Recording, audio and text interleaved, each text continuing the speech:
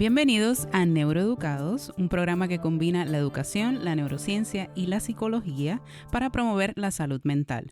Neuroeducados es un programa hecho en colaboración entre WIPR y Mar Educados.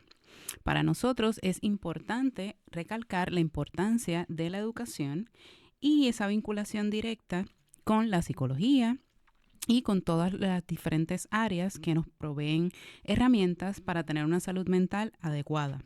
Hoy en Neuroeducados tenemos la visita de Luz Rodríguez Muriel.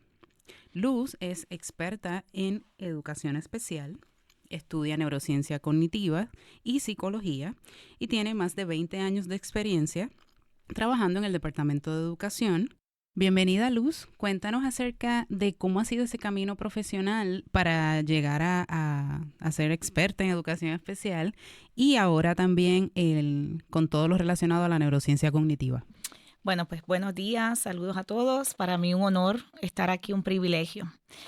Precisamente el tema de la educación especial es algo que me encanta hablar, así que gracias por esta invitación. Y ¿qué puedo decir de mis comienzos? Que desde niña, desde muy pequeña, tuve la oportunidad de colaborar, de trabajar. Mi adolescencia también la pasé bastante trabajando con niños de comunidades especiales, personas con algún tipo de situación y o desventaja social.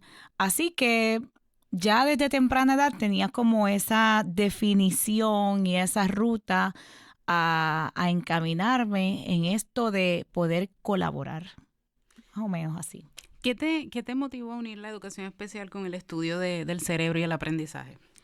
Pues definitivamente darme cuenta de que todos los seres humanos tenemos un potencial, que hay unas personas con ciertas necesidades identificadas y tener el espacio y más que nada tomarme el tiempo para pensar en cómo aportar, cómo ayudar, cómo mejorar la situación y sobre todo promover el respeto, la dignidad de las personas y esto de la inclusión. Creo mucho en la inclusión. ¿Cómo definirías esa relación entre neurociencia y educación especial? Y me gustaría que también nos contaras un poco sobre tu experiencia, ¿no? Tantos años trabajando y viendo diferentes niños, trabajando con los padres, trabajando con los maestros, todo ese cúmulo de experiencias que enriquece tanto, ¿verdad? Y complementa lo que estudiamos, ¿no? Bueno, neurociencias y educación especial. La neurociencias es algo que es relativamente nuevo cuando lo comparamos, ¿no?, con estos procesos de lo que es la educación y la educación especial. Pero la neurociencia vino a aportar, a añadir, a ayudar.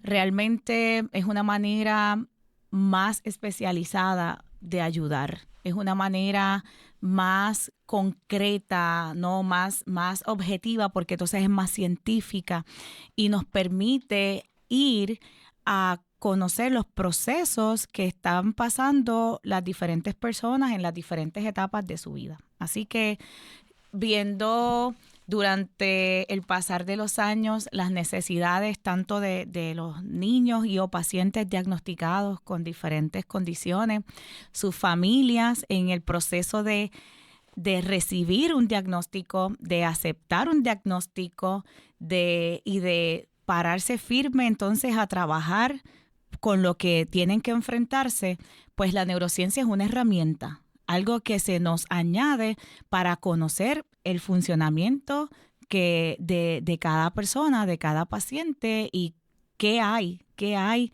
por dentro.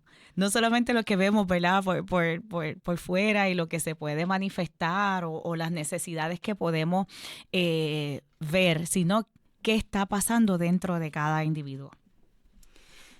¿Tú consideras que cuando evaluamos a los niños y sus trastornos, condiciones y demás, deberían incluirse herramientas que provee la neurociencia, y específicamente, ¿verdad?, en lo concerniente al estudio del cerebro, para poder hacer diagnósticos más certeros, para tratar de poderlos ayudar más y mejor? Definitivamente. la neurociencias va a sumar unas características, una información que por años quizás desconocíamos o pasábamos por alto porque no entendíamos. Mira, ejemplo puede ser que tengamos un niñito con un diagnóstico tal, vamos a decir autismo, que es algo que se está viendo muchísimo, la prevalencia. Pues, ¿qué sucede? La neurociencias nos va a ayudar a determinar que la etapa de desarrollo en la que se encuentra ese niño, cuando por fin detectamos que hay algo que nos preocupa, pero también las etapas de desarrollo que deben ir dándose y cómo podemos notar que hay ciertas dificultades, pero de repente el niño se ha desarrollado en el lenguaje, pero socialmente no. O precisamente tiene una situación social y también sensorial. Así que la neurociencia viene a aportar y nos hace tomar en consideración factores importantísimos como son las situaciones intrafamiliares, ese desarrollo peri y postnatal de ese niño. Importantísimo los factores nutritivos, que a veces se toma en poca consideración, pero tanto la alimentación de la madre al momento de estar gestando como de ese infante al nacer y durante su desarrollo. ¿Qué más puedo mencionar? El descanso, que es algo que está infravalorado, que a veces en esta sociedad que corre a una velocidad tan vertiginosa, pues se nos olvida descansar. Se nos olvida que los niños necesitan hacer un alto, tomar una siesta y son pequeños detalles que a través de la neurociencia y todo lo que se ha ido descubriendo y estudiando y lo más fascinante, en vivo y a todo color, del cerebro, del sistema nervioso, pues mira, aporta o afecta, ¿ok? Las experiencias a las que exponemos a los niños. No es lo mismo un niñito que sea expuesto, tenga la oportunidad de participar en actividades al aire libre, en conocer lo que es la naturaleza, en participar de ciertos deportes, que niños que están pues simplemente quizás encerrados o que sus familias tienen algún tipo de temor de que participe de algo por una sobreprotección. Eso puede pasar. Así que todas esas hallazgos e investigaciones son aportaciones que la neurociencia nos ha traído para darles recomendaciones a los padres y a las familias. ¿Deberían la comunidad escolar en general tener mayor conocimiento sobre el funcionamiento del cerebro como parte de toda esa preparación que debería, e insisto con el debería porque sabemos, ¿verdad?, que no necesariamente es la realidad? Pero esa preparación que a veces que deberían tener los padres, que muchas veces es incompleta por múltiples razones, ¿no? Uh-huh. El estudio del cerebro debería estar dentro de ese conocimiento que deberían tener los padres y los maestros para ayudar al desarrollo de los niños. Pues mira, definitivamente, porque todos tenemos un cerebro. Un cerebro con un gran potencial. Hay cosas que no todos tenemos, hay cosas que no todos compartimos, pero un cerebro hermoso, con un potencial increíble, todos tenemos. Así que tanto los padres, ¿verdad?, que tienen su propio cerebro, que tienen hijos con unos cerebros increíbles y que todos diferentes. Tú puedes tener 5, 6, yo he atendido familias de 8 hijos, cada uno diferente. Sí, he atendido familias así numerosas y cada niño es diferente, con un potencial diferente. Entonces, conocer el cerebro, yo creo que es responsabilidad. Mira, Marta, trasciende a lo profesional, trasciende al ser humano, porque el cerebro es una máquina. El cerebro es esta oportunidad de conectar unos con otros. Así que sí, maestros, padres, deberíamos tener una motivación, un interés, claro. No necesariamente porque nos obliguen o porque sea algo que nos imponga, ¿verdad?, nuestro patrono. No, simplemente porque soy un humano y quiero conectar con otro ser humano. Deberíamos tener el interés de estudiar el cerebro, por supuesto. Y yo le añadiría también que hay una responsabilidad de autocuidado, de conocernos, de mantenernos saludables, y parte de ese conocimiento y de ese autocuidado y de esa responsabilidad es saber cómo funciona nuestro cerebro, saber la cantidad de horas que necesitamos dormir, aunque sea por encimita lo que son las funciones ejecutivas, que es algo que utilizamos a diario y que no nos enteramos, no sabemos. Entonces, todo eso como parte, ¿verdad? De, como bien mencionas, de aprender a relacionarnos y también de aprender a cuidarnos y aprender a cuidar a nuestros niños cuando somos padres, cuando somos maestros. Eh, Entendemos que es algo fundamental y debería ser prioritario. ¿Qué diferencias cerebrales, si tienes como algún ejemplo que nos puedas compartir, se han identificado en quizás algunos estudiantes con necesidades de educación especial?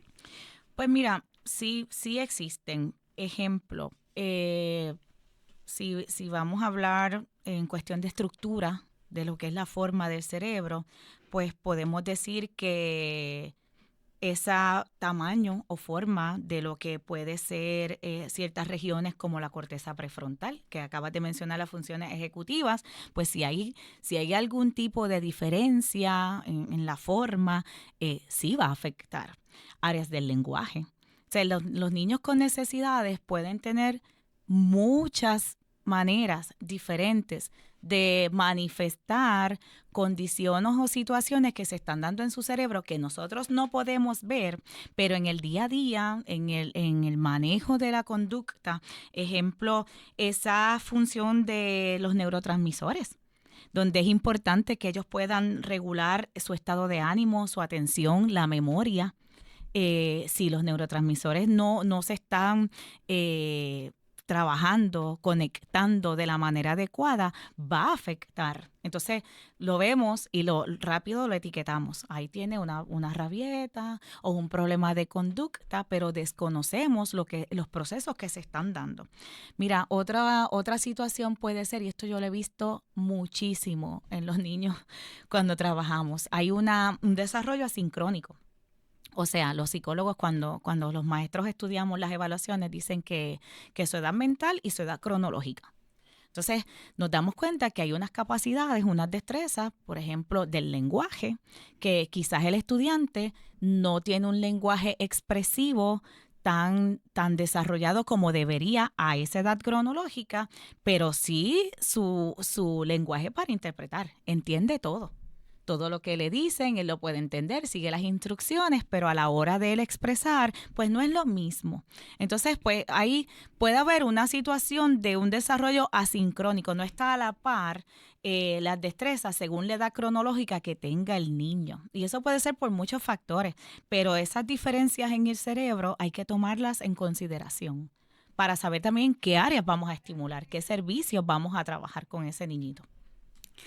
¿Qué recomendaciones o cómo pudieran los maestros y los docentes utilizar los principios de la neurociencia quizás en su planificación, en su práctica diaria, en ese trabajo cotidiano, ¿no? En relación a la preparación para trabajar con los niños y con los jóvenes? Sabes que me encanta esa pregunta porque después de años y años, los maestros, el tema de la planificación es algo que es un poquito tedioso, ¿no? Y tedioso no porque sea algo que nos pese, sino porque es muy serio. Entonces ya llegó un momento como educadora que yo decidí, ya yo no hago planes, yo pienso y preparo experiencias de aprendizaje, experiencias que están abiertas a que sé que no todo lo puedo controlar y que por dispuesta que yo esté a que sucedan ciertas cosas, ciertos eventos, pues tengo que ser flexible. Porque sí, puede haber situaciones que me cambien todo. Así que, ¿qué estrategias pueden implementar los maestros en esas experiencias de aprendizaje que están escribiendo, que le llamábamos planes, o por lo menos yo le llamaba planes? Mira, pues el aprendizaje basado en proyectos. Y apunto a eso, ¿por qué? Porque trae la oportunidad de trabajar de forma colaborativa. Y eso es algo que se tiene que desarrollar en todos los niveles. Nosotros vivimos en sociedad. Nosotros somos seres que necesitamos unos de otros. Entonces ya en la educación tradicional se trabajaba mucho la parte individual. Y entonces, esté pendiente a lo tuyo, trabaja lo tuyo, no te juntes con los que están perdiendo el tiempo. No. Eso hay que quebrantarlo. Entonces, trabajar de forma colaborativa, aprovechando los talentos y los recursos. ¿Qué recursos? Pues los mismos estudiantes, porque están los diferentes manifestaciones de la inteligencia, donde sabemos que hay unos que quizás sean más lógicos matemáticos, pero otros son más dados a lo que es la lengua y otros son más kinestéticos, musicales, aprovechar todos esos recursos. Otras estrategias que yo disfruto y las promuevo, mira, lo que es la educación STEM, STEAM, STREAM, E-STREAM, como quieran llamarle, cada vez, ¿verdad? Se añade y enriquece esta estrategia hablándonos de lo que es la integración curricular, donde todas las materias, todas pueden coincidir, disfrutarse y darnos cuenta de que el aprendizaje es algo que es holístico y que se puede agarrar de todos lados. Así que, y sobre todo, educar en emociones. Tomar las emociones en consideración a la hora de planificar o de crear estas experiencias de aprendizaje. Yo creo que en lo concerniente a ese aprendizaje colectivo, a empezar a trabajar más como equipo, eso es tan pertinente y tan necesario ahora más que nunca, porque como bien mencionaste, el aprendizaje tradicional promueve mucho el individualismo y estamos viendo los resultados de muchísimos años bajo ese modelo y cómo cada vez a las personas les cuesta más trabajar en equipo, les cuesta la empatía, les cuesta organizarse para poder no solamente trabajar en equipo, sino poder obtener resultados que redunden en crear comunidades también. No tenemos la paciencia, no tenemos, ¿verdad? Es como carecer de esas herramientas para poder construir en conjunto, para poder, volvemos a obtener resultados más de tipo comunidad. Y no, cada vez cuesta más porque se promueve todo el tiempo que todo lo tenemos que lograr en solitario. Y como si fuese la competencia constante, una carrera que no termina nunca. Y el trabajar en par, en conjunto, en equipo, no es algo que de ninguna manera se promueve y tiene múltiples beneficios y múltiples alegrías también, que eso se nos ha olvidado. Hay una cita de una escritora nicaragüense que se llama Yoconda Belli. Ella señala que, dice, supe de las alegrías de abandonar el yo y abrazar el nosotros. Hermoso, hermoso. Y más allá de quizás a lo mejor un poco radical el utilizar el término abandono, pero sí un poco soltar el yo para pensarnos en conjunto. Y creo que la educación y sobre todo la neurociencia tiene mucho que aportar, porque precisamente desde ese modelo, el aprendizaje basado en proyectos también nos provee un espacio para incluir cosas nuevas. Correcto. Es un detalle de ese, y por eso es que me encanta esa estrategia, es que juntos observemos nuestro entorno y juntos tratemos de resolver una situación que nos afecta a todos. Entonces, por eso esta estrategia de trabajo colaborativo y donde todos tenemos la oportunidad de aportar es algo muy recomendado. Pues definitivamente Puerto Rico tiene los mejores maestros y eso lo digo con todo mi corazón, como que soy parte de los educadores de este país. Y he tenido la dicha, la oportunidad de estar de cerca. Recientemente estuve compartiendo en Bayamón, en la Escuela Jesús Sánchez Erazo. Allí la profesora Janine Espinal tiene el periódico escolar.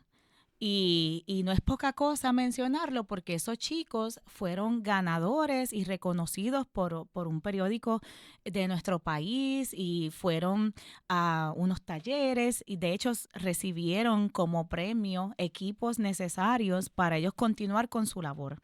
Así que es real y ese trabajo colaborativo.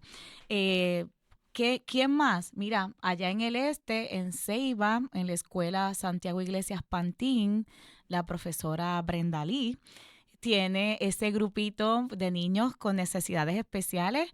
Si no me equivoco, son Ruta 2 o Ruta 3. Esos chicos tienen un negocio, ellos desarrollaron este emprendimiento y ellos tienen Limbers que crean en el salón, en la clase de vida, en el salón de vida independiente. Y tienen ese negocio. Y yo estuve allí. De hecho, probé los Limbers, son exquisitos. Están recomendados. Allá en Ceiba. Y recientemente, esto fue de las últimas veces que estuve compartiendo con grupos de maestros, admirada porque creo mucho en el deporte y en todo lo que nos regala, nos brinda y nos ayuda en nuestro desarrollo, ¿no? Y en la neurociencia, una de las recomendaciones es esto, el deporte en nuestras vidas. Pues tenemos en la Escuela Especializada de Deportes en Tuabaja, Basilio Milán, maestros tanto académicos como de disciplinas deportivas especializadas. Yo quedé encantada con porrismo, tenis de mesa, ajedrez, judo, Hay lucha opciones. olímpica, hay de todo. Baloncesto, béisbol, mire, de todos los deportes.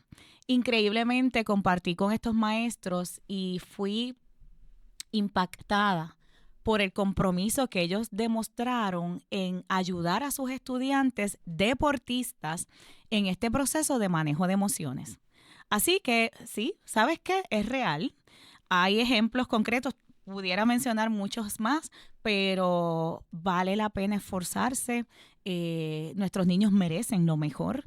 Y qué otro mejor recurso que usar lo que está a nuestro alcance a través de los descubrimientos, de los hallazgos científicos y aplicarlo en la sala de clases con ellos.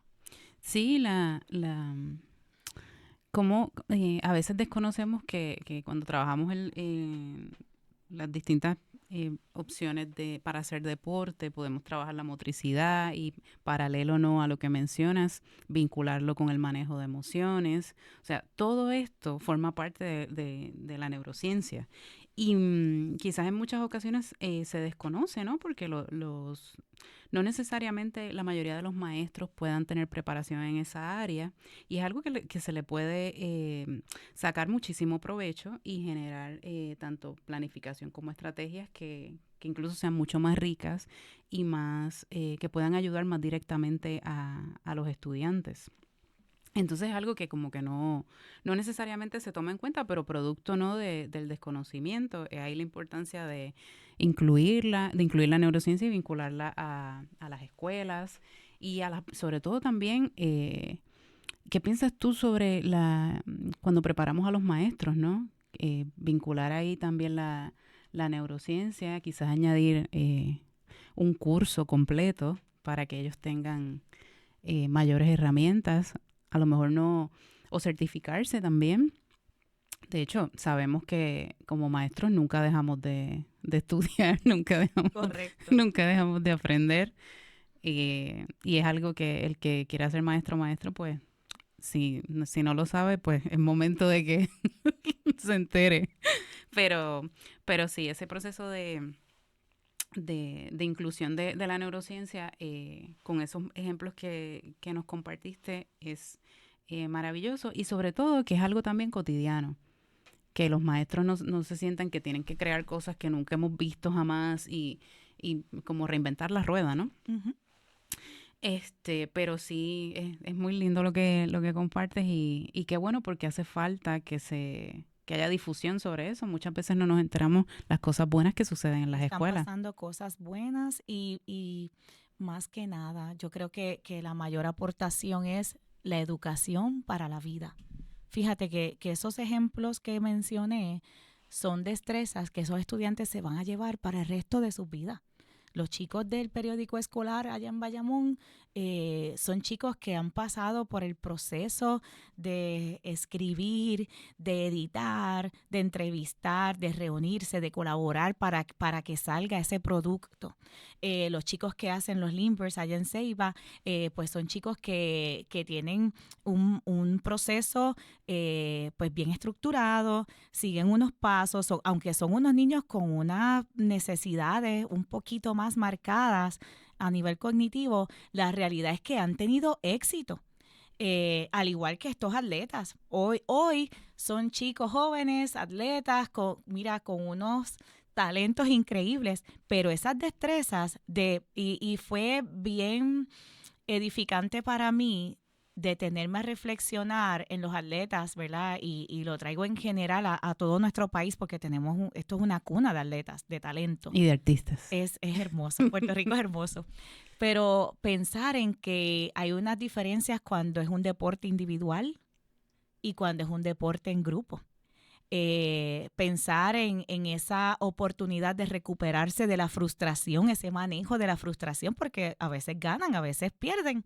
Y son destrezas para la vida. Lo que se está dando en las escuelas de mi país, además del currículo, ¿no? Y la estructura que tenemos, de los estándares, de las expectativas de enseñanza, tenemos educación para la vida que se está dando. Y es hermoso saber que esos chicos se van con herramientas que van a utilizar para siempre, para siempre.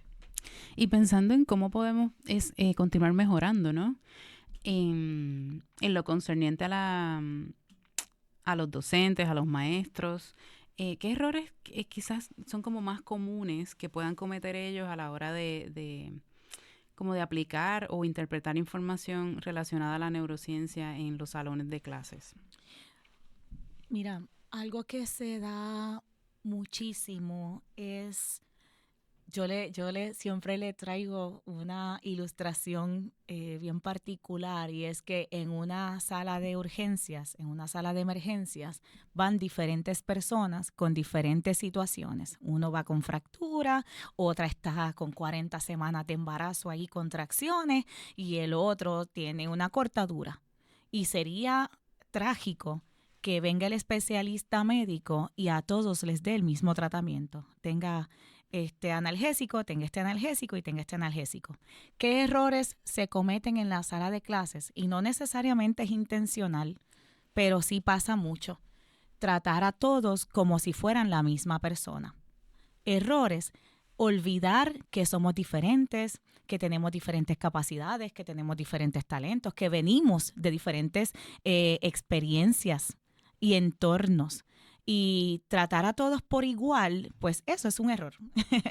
Otro error que he visto, que los maestros se dejen aplastar por la frustración.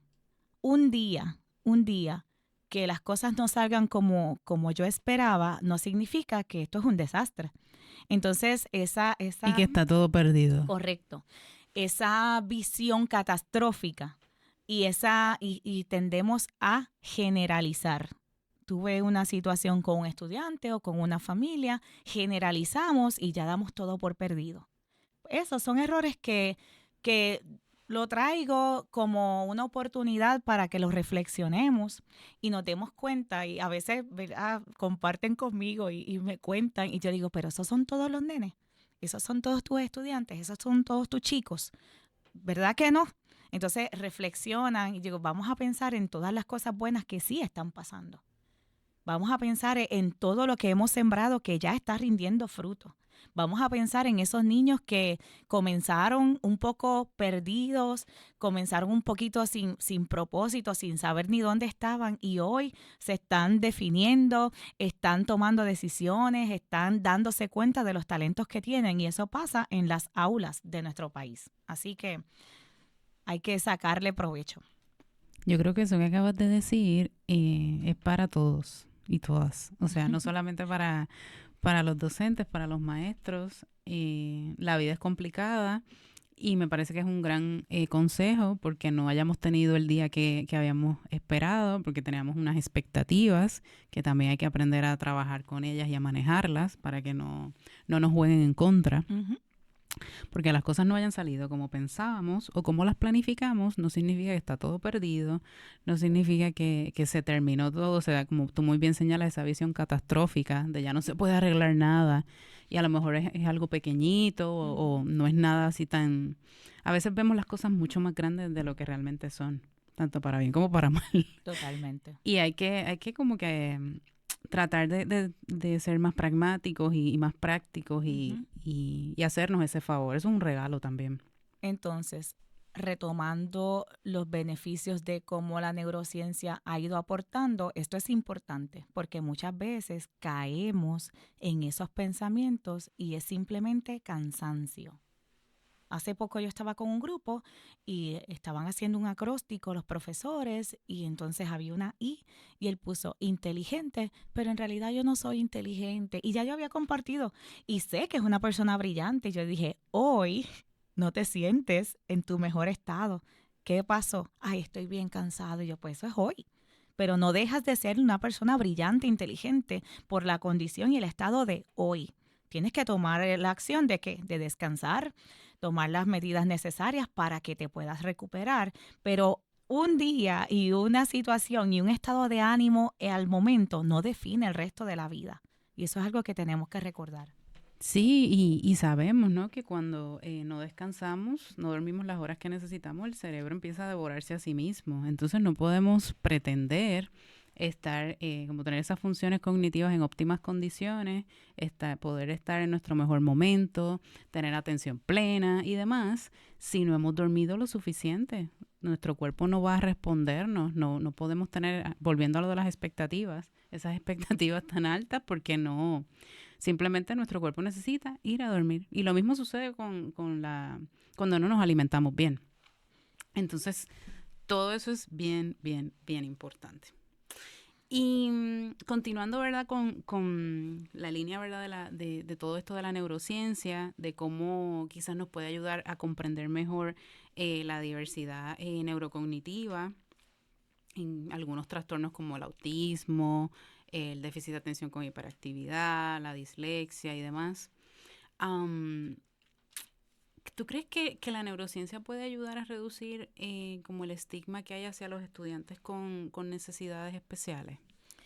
Ay, Marta, la neurociencia es fascinante y hay un término que amo y que a mí como educadora me da cada día más ímpetu y es la neuroplasticidad.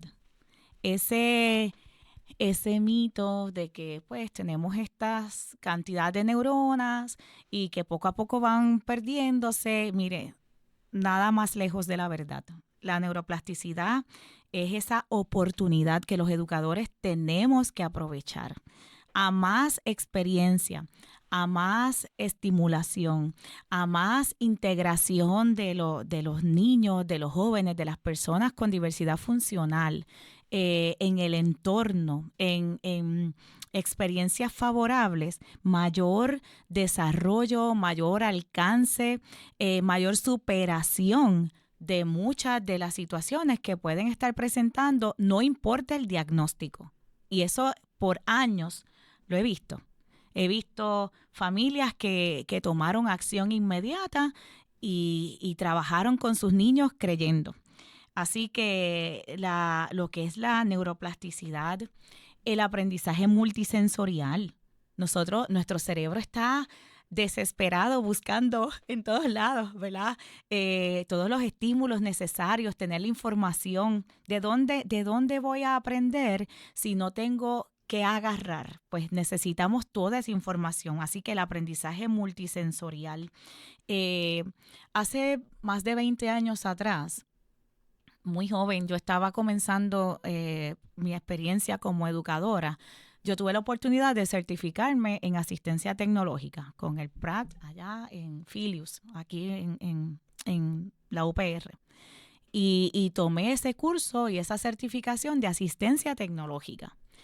Fue increíble ver el la aportación que esto trae. Y aprendí algo que he aplicado por el resto de mi vida en todo.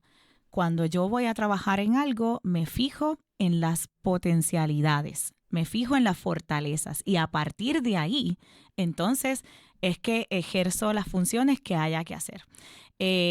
Muchas veces nos ensimismamos en el estudiante no puede. Cuando las maestras de educación especial están redactando el programa educativo individualizado, el PEI, hay un área de fortalezas y de necesidades. Y siempre procuré y he procurado que haya más fortalezas que necesidades, porque eso le da a la familia la visión de las oportunidades que tenemos. Yo me voy a agarrar de tus fortalezas para trabajar. Así que la neurociencia vino a traernos esa luz, esa esperanza de que un diagnóstico no significa que estás descartado. Un diagnóstico no significa que ya tu tiempo está determinado o esto es lo que hay para ti. No.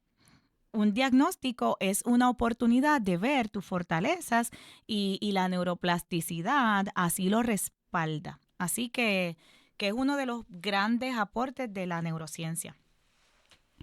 Entonces podemos concluir que para tratar de erradicar o intentar erradicar el estigma que hay hacia los estudiantes, la educación lo es todo. Tiene un papel bien importante, porque a mayor conocimiento, a mayor preparación, también en el caso, por ejemplo, de los docentes, como muy bien señalas, y con tu ejemplo diciendo como todo ese proceso de preparación que tuviste, los talleres que has tomado, o sea, tú eres una persona que siempre ha seguido estudiando y eso ha sido una constante en tu vida y por eso también podemos ver la calidad de profesional que eres, porque hay un compromiso contigo, con la educación y demás. Y eso es algo que los docentes, los que lo hagan, pues excelente, ¿no? Porque así es como debe ser. Pero los que no, deben poder emularlo porque es lo que también contribuye a reducir el estigma hacia los estudiantes con necesidades educativas especiales. Basado en la experiencia de muchos años viendo los procesos, ¿no? Y hace años yo estuve en un adiestramiento donde nos hablaban del luto que viven las familias al recibir un diagnóstico, donde unas expectativas quizás son quebrantadas, donde unos planes pues se ven afectados. ¿Qué decirle a las familias? Pues mire que tenemos que aceptar en amor y entonces mirar precisamente, y lo recalco, el potencial de cada estudiante, el potencial de cada niño. Y más que nada, yo creo que la educación es bien importante. Si usted recibe el diagnóstico, y ahora con los medios digitales hay tanta oportunidad de uno empaparse. Ahora estamos más abiertos a foros, ya sea presenciales, virtuales, donde podemos recibir información, grupos de apoyo. Eso es bien importante porque, mire, educar viene del latín y el término original es acompañar.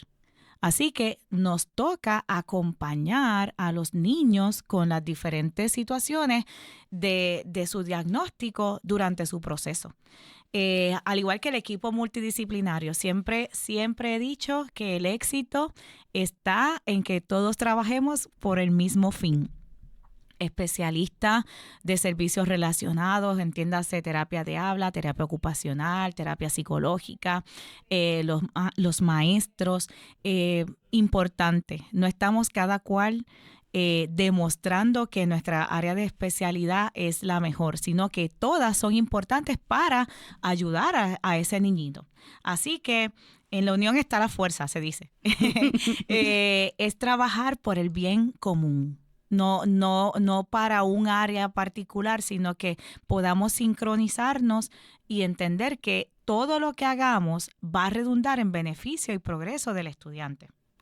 Sí, y mientras te escuchaba pensaba que quizás cuando se hacen diagnósticos de otras enfermedades que son muy comunes en los adultos, quizás una presión arterial alta, Ujú. es algo que está muy normalizado. Y los adultos lo aceptan, toman sus medicamentos, hacen, ¿verdad? Toman acción correspondiente a la situación y no hay como, usualmente, de manera mayoritaria, no hay como un escándalo por eso. O sea, hay una aceptación bastante rápida. Entonces, ¿por qué con nuestros niños, cuando tienen situaciones que hay que atender, trastornos, condiciones y demás, no puede haber esa misma, digamos, como, sí, esa aceptación de manera tranquila? Ok, vamos a trabajar esto, vamos a trabajar de la mano con los profesionales que nos pueden ayudar y se continúa con el proceso para que también intentar no generar un proceso como de, o sea, no tener que pasar necesariamente por un duelo porque no hay una muerte. Correcto. O sea, no todo tiene que ser tan dramático. Podemos, sin ánimo de minimizar o restar importancia a cómo las personas pueden sentirse, porque también entendemos que no es fácil, pero mucho tiene que ver en cómo lo manejamos y cómo vemos las cosas. Sí. Un punto importante es que, mira, la realidad es que tememos a lo que desconocemos. Entonces, pues el conocimiento te da poder. Así que, ¿qué consejo le doy a los padres? Diagnóstico que sea, cualquiera. Empápese de toda la información que usted pueda. Y se va a dar cuenta cómo su temor va a ir disminuyendo. Claro, esa parte de los padres quieren proteger a los hijos o siempre los vamos a ver como ese pequeñito, indefenso. Y quizás ahí está un poquito el misterio de lo difícil que es aceptar, ¿no?, un diagnóstico. Pero recomendación, empápese, busque toda la información que pueda para que usted se dé cuenta de que hay solución y que hay testimonios de personas que quizás han pasado por lo mismo o hasta más difícil la situación que pueda tener su niño y que lo han superado. Así que yo creo que volvemos, Sí se puede. en la educación. Luz, ¿nos puedes compartir quizás algunos avances recientes sobre la neurociencia cognitiva que consideras que pudieran ser prometedores a la hora de implementarlos para la educación especial? ¿Hay algo nuevo por ahí que pudiera ayudarnos? Mira, voy a usar una frase que está escrita por Salomón. No hay nada nuevo debajo del sol. Lo que pasa es que a veces es tan sencillo que no creemos que es poderoso y que causa el efecto. Y te voy a dar un ejemplo rapidito. Fácil, sencillo. La atención plena, el famoso mindfulness. Eso es una de las grandes soluciones revolucionarias para este tiempo y que, comenzando con estar consciente de mi presente, de mi momento, del aquí, del ahora, de la respiración, de disfrutar el momento, cambian muchas cosas y nuestro cerebro también se beneficia. Se reconfigura por completo. Totalmente. Entonces lo vemos, uno dice, ¿qué hay nuevo? Y de repente quizás esperaban que los neurocientíficos comenzáramos a hablar de fuegos artificiales, de rayos de una máquina con una manga que entra por aquí. No. Respire. Vamos a comenzar por ahí. Respire. ¿Cuántas veces a esta hora usted ha respirado? Si usted está de un color hermoso, que los puertorriqueños, ¿verdad?, disfrutamos de colores hermosos. Si usted tiene ese color hermoso, pues mire, significa que usted está vivo, significa que usted está respirando. Pues disfrute eso, sea consciente. ¿Qué otra cosa? ¿Sabes qué han encontrado? Científicamente probado. Ser agradecidos. Sí. Nos enfocamos demasiado en situaciones adversas, en situaciones difíciles y se nos olvida todas las cosas buenas que nos pasan. La salud que tenemos, la familia, la amistad, el poder aprender, los recursos, el agua a nuestra disposición, todo, la naturaleza a nuestro alrededor, las personas que nos rodean, se nos olvida. Así que ser agradecidos. Y uno de los que me fascina muchísimo, el altruismo. Aunque se oiga así, pero esta nena no va a hablar de ciencia. No, es que todo está esto es ciencia. Exacto, todo está ciencia. vinculado. Y está comprobado el altruismo. Hace rato hablábamos de lo individual, ¿verdad?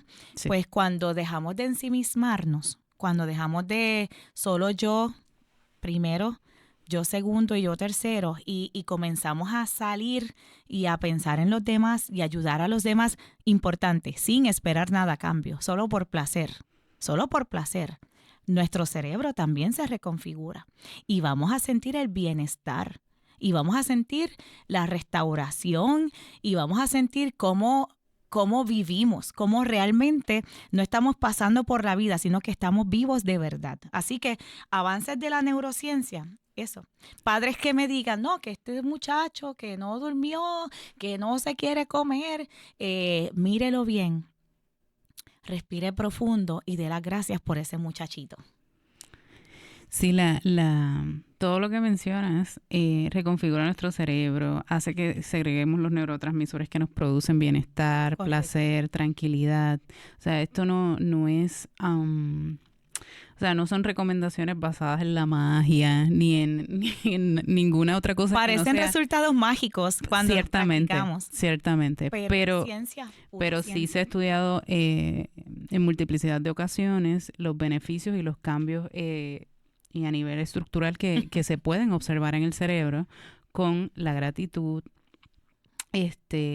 con el mindfulness y también con poder y querer ayudar desinteresadamente a los demás. Por uno primero y luego por los demás. Correcto. ¿Sabes qué? Y me da mucha gracia porque me dice, esto no es magia, pero realmente los efectos sí son como mágicos en nuestra vida. Totalmente. Entonces, por ejemplo, pasa con los niños con necesidades de años trabajando, entonces la gente dice, wow, ¿pero qué hiciste? Pues mira, ser consistente. Entender que los pequeños pasos de forma consistente dan resultados, provocan efectos maravillosos. Que parece que maestra tiene una varita mágica y a mí me lo han preguntado, pero maestra, ¿qué usted le dio? Amor, consistencia y creer en su potencial. Pues lo mismo pasa en todo lo que hagamos. Y eso me recuerda cuando trabajaba con los niños en el salón, cuando era maestra, siempre la consigna era cuáles son las 2 palabras mágicas, que es por favor y gracias. Y entonces siempre decíamos las 2 palabras mágicas para obtener ese resultado maravilloso. Y obtener literalmente todo lo que sucedía cuando decíamos por favor y gracias y cómo la gente reaccionaba. Y esa era la dinámica que yo siempre tenía con mis niños. Entonces, ahí sí se podía hablar de magia y sobre todo por los resultados y por verle las caritas a ellos de ilusión por todo lo maravilloso que sucedía una vez implementaban esas palabras. Hermoso. Y eran pequeños pasos. Fíjate, no eran cosas extraordinarias. No trajiste un satélite y lo apuntaste para tu salón. Simplemente pequeños pasos de forma consistente. Así que... Muy bien. Hay que... en la sencillez están las herramientas para podernos transformar y para poder también incluir la neurociencia tanto en los docentes como las familias, ¿no? ¿Qué cambios tú piensas que pudiéramos implementar a la hora de... Ahorita mencionamos un poco lo de la formación de los maestros y de los docentes. Entonces, ¿qué tú considerarías que pudiéramos incorporar a esa preparación de los maestros para que pudieran integrar la neurociencia en la educación? ¿Qué tú harías si te dieran la oportunidad de cambiar el currículo? Ay. Con mucho seriedad y mucho respeto. Claro. ¿Qué cosas podemos añadir? ¿Verdad? No necesariamente hay que cambiar o trastornar todo, pero ¿qué podemos aportar?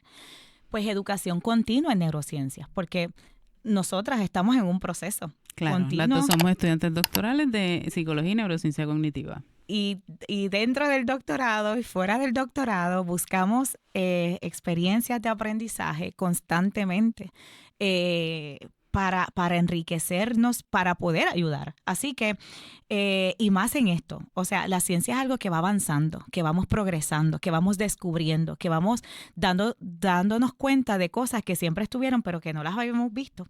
Así que, ¿qué significa esto? Que no podemos parar de aprender. Así que, por ejemplo, decir, que los maestros se certifiquen en neurociencia una vez, para mí no es suficiente, porque las cosas van a cambiar. Antes se hablaba de neuromitos que eran la verdad para muchos y hoy por hoy nos damos cuenta que no es cierto. Y eso significa que las cosas se van actualizando. Implementar estrategias de enfoque multisensorial en los salones, donde podamos estimular a los estudiantes según sus estilos de aprendizaje. Y eso es bien importante. Hay estudiantes que son más visuales, otros son más auditivos, otros son kinestéticos, otros son todos. Pero recordar que tenemos esa variedad de gente en la sala de clases. Y mira, algo que yo le he dicho a los maestros muchas veces, nuestra sala de clases tiene que ser un espacio emocionalmente seguro. Tiene que ser un entorno, un lugar donde yo como estudiante y el maestro y toda persona que se allegue a ese espacio, y dije sala de clases, pero la sala de clases trasciende a las 4 paredes. Claro. Son ambientes de aprendizaje, ¿no? Pero que sean espacios seguros. ¿Qué es seguro? El respeto. No importa lo que suceda, siempre va a haber respeto de unos para otros, la aceptación, el creer en el potencial de los demás, respetar el potencial de los demás. Esos son entornos emocionalmente seguros. Y sobre todo, yo diría, para evitarnos dolores de cabeza a los maestros, a los estudiantes y a las familias, el tema de las evaluaciones, la manera en la que evaluamos. ¿Te acuerdas que te hablaba del mismo tratamiento en una sala de emergencia? Uh-huh. Pues las evaluaciones no pueden ser todas iguales. Somos diferentes. Somos diferentes. Y eso hay que tomarlo en consideración. Y añado la retroalimentación a los estudiantes y a las familias. ¿Ok? Hay más aprendizaje en el proceso de retroalimentación que muchas veces en el que hubo durante el proceso de enseñar un contenido. Así que esas son pequeñas añadiduras que se le pueden hacer al currículo o a la manera en la que nos proyectamos y nos manejamos los maestros en clase. Luz, ¿qué libros nos puedes recomendar para aquellos que estén interesados en continuar aprendiendo del tema? Oh, wow. Mira, pues ahora mismo estoy inmersa en un libro fascinante, Educa tu cerebro, del doctor David Bueno, que es de allá de Barcelona. Maravilloso para conocer de forma sencilla cómo funciona el cerebro y en forma general de lo que hemos hablado aquí. Otro librito que adquirí recientemente, el del doctor Ignacio Morgado, Emociones e Inteligencia Social. Son libros que pueden ayudar, que los recomiendo muchísimo y que están a la disposición para encontrarlos fácil. Y si alguien quiere contactarte, ¿a dónde puede escribirte?